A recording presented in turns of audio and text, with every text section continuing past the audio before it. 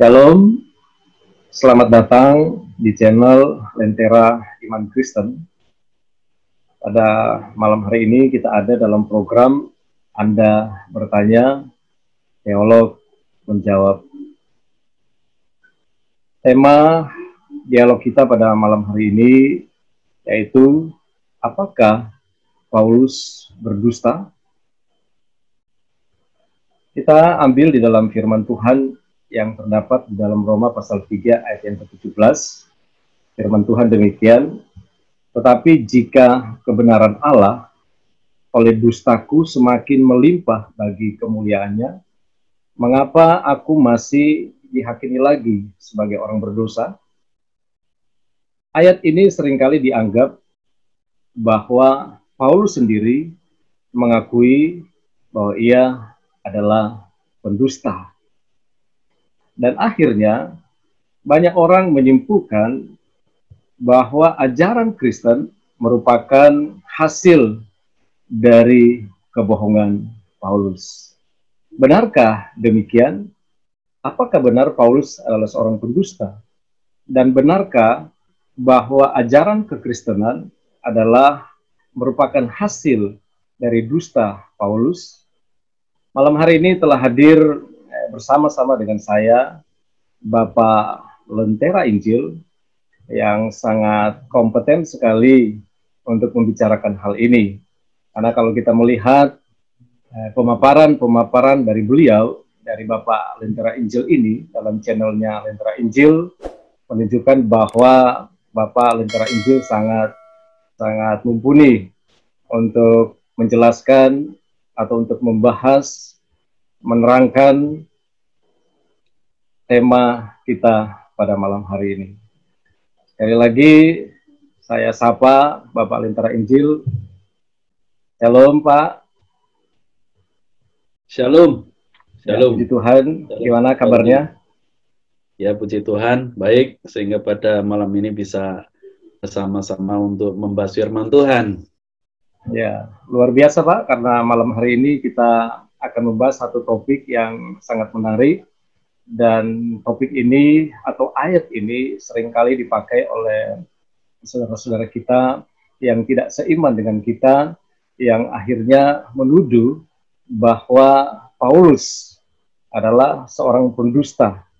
Bahkan kalau kita baca kebenaran firman Tuhan yang saya sampaikan tadi, menunjukkan atau mau menyatakan bahwa Paulus sendiri mengakui bahwa ia adalah seorang pendusta.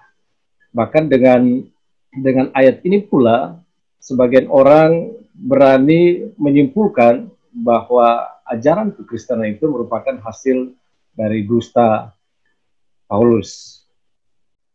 Malam hari ini saya merindukan sekali mendengarkan satu pemaparan dari Bapak Lentera Injil. Apakah benar Paulus itu adalah seorang pendusta? Apakah benar bahwa ajaran kekristenan itu hasil dari dusta Paulus? Kepada Bapak Lentera Injil, saya persilakan untuk membahasnya. Ya, baik. Ya, saya juga sering mendengar hal seperti itu, bahwa Paulus dianggap sebagai pendiri ya agama Kristen dari hasil dustanya dia. Ada bahkan yang mengatakan bahwa Paulus itu sangat dendam pada orang-orang Kristen. Maka kemudian dia sengaja menyebarkan berita-berita bohong sehingga para pengikut Yesus itu akhirnya disesatkan. Nah, itu banyak kebohongan-kebohongan yang dibuat ya untuk menyerang Paulus, dengan tujuannya adalah menyerang kekristenan. Dan sepertinya mereka sebenarnya tidak mau tahu makna yang sesungguhnya. Yang mereka hanya pikirkan adalah bagaimana mempunyai amunisi untuk menyerang kekristenan. Ya, kelihatannya mereka seperti hanya itu, Pak. Berpikir, ya itu tadi, apa yang bisa mereka pakai untuk menyerang kekristenan. Tetapi sebagai wujud pertanggungjawaban iman kita harus menjawab. Ya. Perkara mereka menjadi percaya atau tidak, itu perkara nanti. Minimal umat yang kita layani, mereka bisa menjawab kebenaran ini. Baik, seperti yang sudah Bapak Ferdi tadi jelaskan, bahwa akar tuduhan ini berasal dari kitab Roma pasal 3 ayat 7. Namun sebenarnya sangat tidak masuk akal, ya tuduhan mereka itu mengatakan bahwa Paulus itu berdusta. Dengan dasarnya, dalihnya adalah Roma pasal 3 ayat 7 ini. Kalau Paulus berdusta kepada jemaat, kok masa dia ngaku berdusta? Itu pertama ya. Yang tidak masuk akalnya adalah Paulus mengatakan oleh dustaku, ya pengajarannya dia menganggap bahwa pengajaran dusta kok malah dibilangkan ke jemaat, kan itu tidak mungkin. Jadi ini adalah tuduhan yang serampangan dan menggunakan ayat yang serampangan. Ya Pak, ntar. Tapi kan di dalam firman Tuhan ini Paulus sendiri yang mengakuinya, menyampaikan bahwa ia adalah pendusta.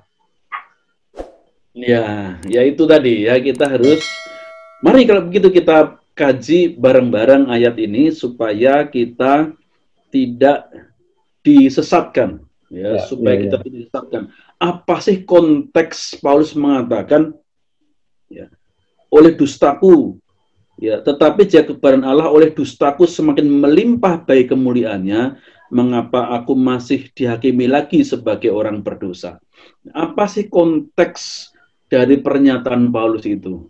Apakah dia sengaja atau memang membuat sebuah dusta dalam ajarannya? Nah, saudara, sebenarnya kata dusta yang dipakai di sini, ya, kata dusta inilah seringkali yang membuat kita salah paham, tidak memahami. Sebenarnya konteks kata dusta yang dimaksud di sini adalah berkaitan dengan ayat yang keempat.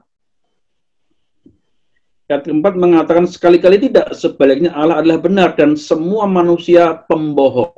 Nah, itu kalau dari bahasa aslinya, yang satu pembohong, satu pendusta, itu kata yang sama sebenarnya.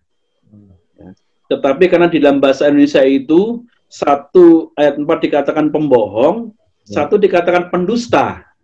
Ya, dalam penerjemahannya itu, sehingga itu membuat salah mengerti. Jadi, bahasa aslinya itu, ya maaf,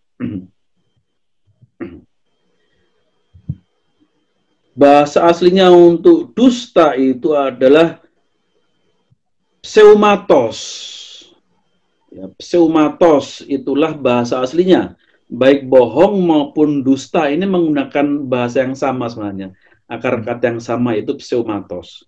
Nah, karena di bahasa Indonesia ini yang satu dikatakan pembohong, bahwa semua manusia pembohong, lalu Paulus mengatakan oleh apa tadi dikatakan oleh dustaku.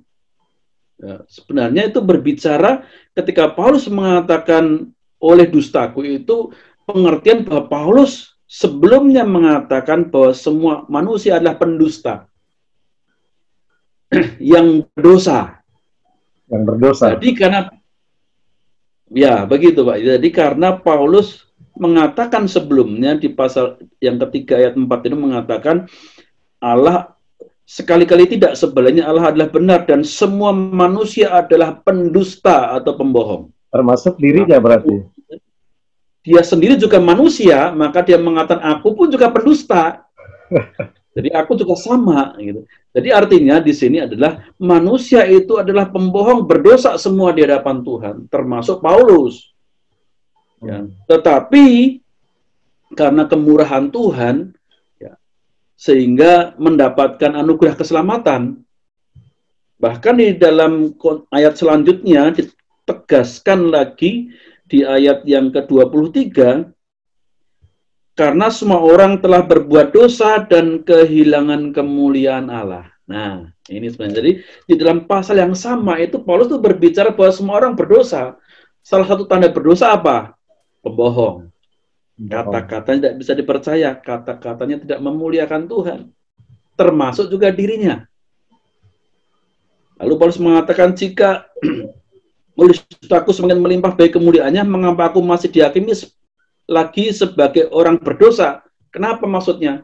Karena maksudnya kita tuh sama-sama berdosa, kenapa harus saling menghakimi? Ya, kenapa kamu menghakimi aku orang berdosa? Kita tuh sama-sama pendosa, kita tuh sama-sama pembohong. Tetapi ya, dengan dosa yang kita lakukan ini, tidak mengurangi kasih kemurahan Tuhan, sehingga di ayatnya yang ke-24, dan oleh anugerahnya telah dibenarkan dengan cuma-cuma melalui penebusan dalam Kristus Yesus. Nah, ini maksudnya, ya Pak Ferdi, ya maksudnya bahwa Paulus itu mengatakan oleh dustaku semakin melimpah bagi kemuliaannya. Tetapi jika kebenaran Allah oleh dustaku semakin melimpah bagi kemuliaannya, itu pengertiannya adalah kasih karunia Tuhan itu melimpah.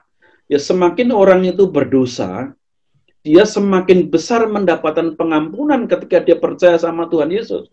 Itu sejajar dengan apa yang Tuhan Yesus ajarkan mengenai pengampunan. Paulus ketika dia mengatakan dirinya berbohong itu dalam konteks semua orang sudah berdosa dan kehilangan kemuliaan Tuhan. Tandanya orang berdosa salah satunya adalah pendusta atau pembohong itu. Semua orang telah berbohong, semua orang adalah pembohong, semua orang adalah pendusta di ayat yang keempat itu. Dan juga di ayat yang lain disebutkan di sana bahwa manusia itu, ya, di dalam Roma pasal 3 ayat yang ke-10 dikatakan, seperti ada yang tertulis, tidak ada yang benar, seorang pun tidak. Tidak ada seorang pun yang berakal budi, tidak ada seorang pun yang mencari Allah. Semua orang telah menyeleweng, mereka semua tidak berguna. Tidak ada yang berbuat baik, seorang pun tidak. Nah, ayat yang 13 boleh dibacakan Pak Ferdi? Ya. Kerongkongan mereka seperti kubur yang ternganga. Lidah mereka merayu-rayu, bibir mereka mengandung bisa. Ayat 14. Mulut mereka penuh dengan sumpah serapah. Kaki mereka cepat untuk menumpahkan darah. Ya. Ya, dan selanjutnya itu ya, itu adalah bukti-bukti dari bahwa semua orang sudah berdosa dan kehilangan kemuliaan Allah. Dan itu Paulus kemudian mengatakan bahwa salah satu dosa yang paling banyak dilakukan adalah mulut, perkataan. Rongan mereka, mulut mereka, itu dalam konteks itu. Ya, bahwa manusia itu pendusta, manusia itu berbohong. Ketika dia mengatakan aku tidak berbohong, itu dia sudah berbohong. Tambah lagi bohongnya kan jadinya. Jadi seperti itu. Nah, inilah dalam konteks ketika Paulus mengatakan jika tadi ayatnya kebenaran Allah oleh dustaku. Ya. Ya. Tetapi jika kebenaran Allah oleh dustaku semakin melimpah bagi kemuliaannya, mengapa aku masih dihakimi lagi sebagai orang berdosa? Demikian, Pak Ferdi. Ya. Ya Pak, masalahnya pernyataan Paulus ini dikaitkan dengan kebenaran. Jika kebenaran Allah oleh dustaku. Jadi seolah-olah kebenaran itu semua adalah dusta dari Paulus. Mungkin itu yang jadi masalah karena ada pernyataan di situ jika kebenaran Allah oleh dustaku. Iya. Seperti itu. Ya, sebenarnya itu ya sebenarnya itu di dalam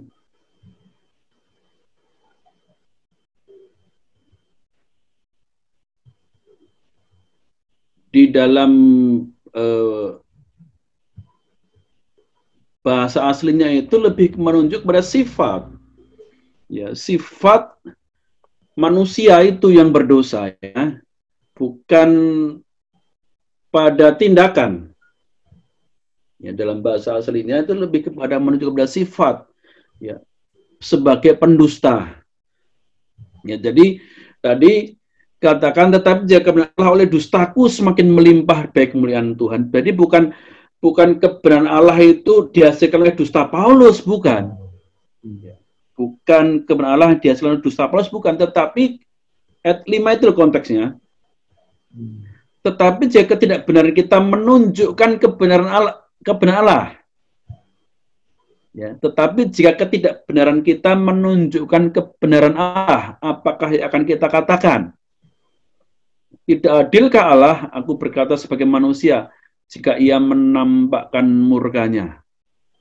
Jadi dalam konteksnya itu bukan kebenaran Allah itu muncul oleh dusta Paulus, itu kan justru tidak pas, ya.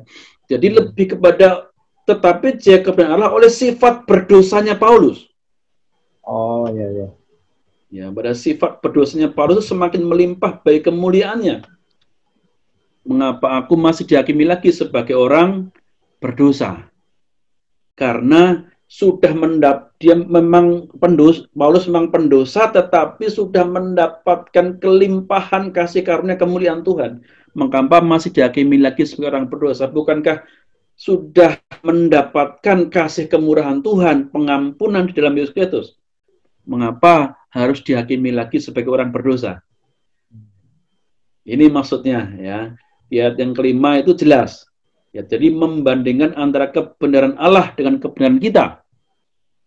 Ya, jadi Paulus setelah ayat keempat mengatakan bahwa semua orang itu berdosa, bohong, lalu kita juga tidak benar. Ya, kita juga berdosa.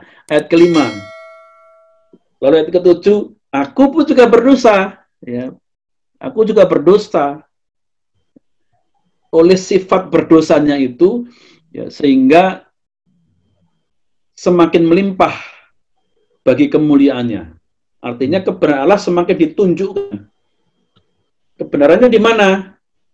Kebenarannya adalah oleh kasih karunia kamu diselamatkan, bukan oleh perbuatan baik, ya, melainkan oleh iman kepada Tuhan Yesus Kristus. Ya, jelas sekali di ayatnya yang ke-24 dan 25. Dibaca dari ayat 23, ya. Karena semua orang telah berbuat dosa dan kehilangan kemuliaan Allah, dan oleh anugerahnya telah dibenarkan dengan cuma-cuma melalui penembusan dalam Kristus Yesus. Kristus Yesus telah ditentukan, dipredestinasikan Allah menjadi jalan pendamaian melalui iman dalam darahnya. Hal ini dibuatnya untuk menunjukkan keadilannya, karena ia telah membiarkan dosa-dosa yang terjadi dahulu pada masa kesabarannya. Maksudnya ialah untuk menunjukkan keadilannya pada masa ini, bahwa ia adil dan juga membenarkan orang-orang yang percaya kepada Yesus ini. Ya, maksudnya kebenaran Allah, ya, oleh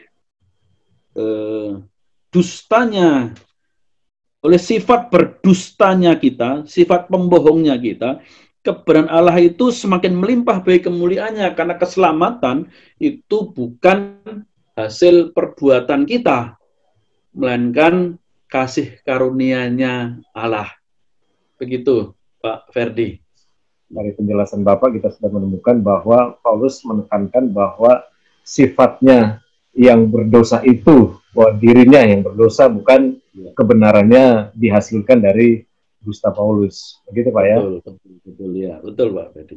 Ya. Sambil lagi maksudnya dihakimi lagi sebagai orang berdosa juga mempunyai pengertian bahwa karena kemuliaan Tuhan sudah dinyatakan lewat pengorbanan Yesus, sehingga bukan lagi kita dihakimi sebagai orang berdosa, tetapi sudah dihakimi sebagai orang benar, karena dibenarkan oleh darah Yesus Kristus, Pak.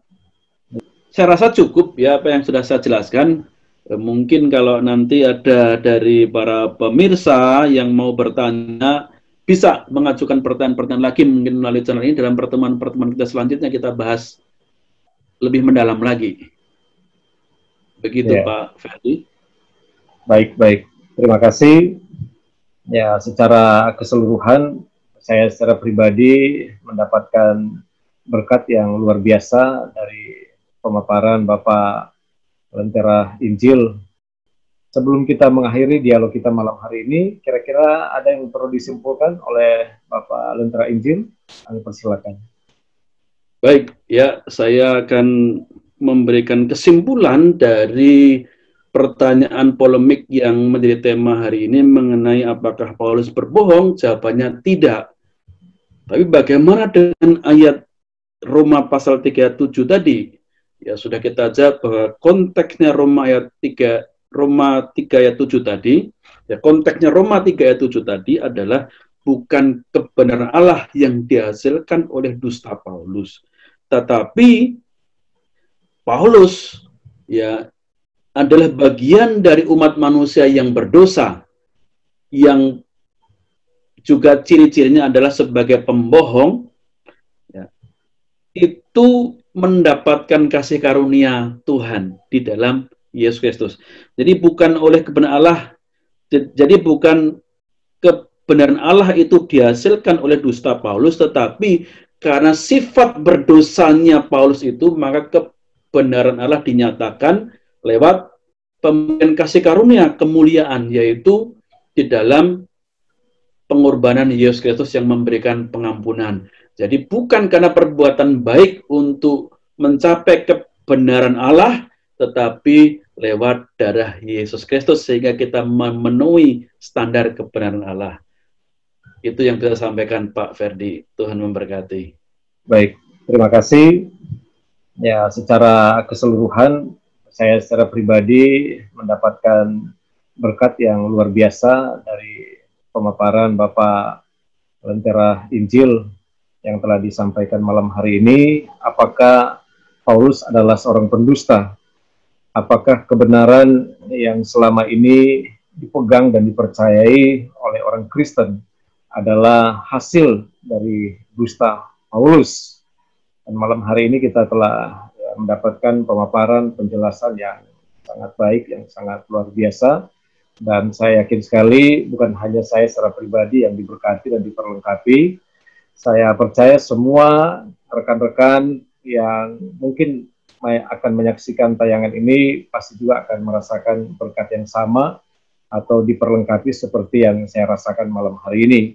Seperti yang disampaikan oleh Bapak Lentera Injil tadi, jika masih ada yang merasa bahwa ada sesuatu yang belum jelas, silakan menulis komentarnya di kolom komentar, dan apa yang ditanyakan, yang disampaikan oleh rekan-rekan sekalian akan kita bahas di dalam pembahasan-pembahasan selanjutnya.